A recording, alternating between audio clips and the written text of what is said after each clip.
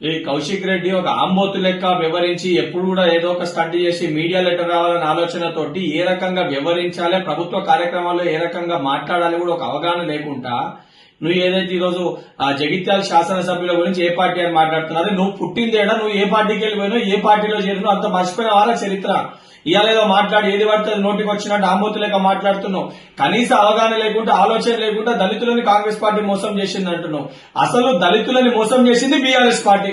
దళితుని ముఖ్యమంత్రి చేస్తా అని చెప్పి, దళితులకి 3 ఎకరాల భూమి ఇస్తా అని చెప్పి దళితులను ఆగం చేసి ఎస్సీ కార్పొరేషన్ ఫండ్స్ చేయకుండా పూర్తి స్థాయిలో దళితుల్ని మోసం చేసిన ఒక పార్టీ బీఆర్ఎస్ పార్టీ. బీఆర్ఎస్ కే ఘనత దక్కుతుంది.